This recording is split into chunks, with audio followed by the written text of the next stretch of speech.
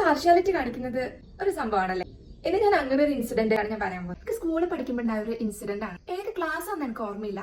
പക്ഷെ ഞാൻ സ്കൂളിൽ പഠിക്കുന്ന ടൈമിൽ നമുക്ക് ക്ലാസ്സിൽ എല്ലാവർക്കും ഇഷ്ടപ്പെട്ട ഒരു ടീച്ചർ ഉണ്ടായിരുന്നു. ഓക്കെ, എല്ലാവർക്കും ഇഷ്ടമായിരുന്നു ടീച്ചറിനെ. പക്ഷെ ടീച്ചർക്ക് ഒരാളെ ഭയങ്കര, അതായത് നമുക്ക് എല്ലാവർക്കും അറിയാം ടീച്ചർ ആ കുട്ടിയോട് ഭയങ്കര ഇഷ്ടമുണ്ട്, അവരോടൊരു എക്സ്ട്രാ സ്നേഹം ഉണ്ട് എന്ന് ഓൾമോസ്റ്റ് എല്ലാവർക്കും അറിയാം. അപ്പോൾ ടീച്ചറിന്റെ ലാസ്റ്റ് ഡേ ആയിരുന്നു ആ സ്കൂളിൽ. അപ്പോൾ അന്ന് എനിക്കൊരാഗ്രഹം ടീച്ചറിനോടൊന്ന് ലാസ്റ്റ് പോയി സംസാരിക്കണം എന്ന്. അപ്പം ആ കുട്ടിയും ഞാനും കൂടിയാണ് ടീച്ചറിന്റെ അടുത്ത് പോയത്.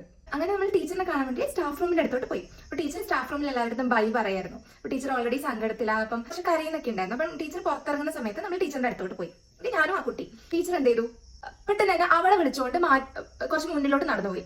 ഞാനും ആ കുട്ടിയുണ്ട്, പക്ഷെ അവളെ മാത്രം പിടിച്ചുകൊണ്ട് മുന്നിലോട്ട് പോയി. ടീച്ചർ അവളുടെ അടുത്ത് ബൈ എല്ലാം പറഞ്ഞ് ടീച്ചർ പോയി.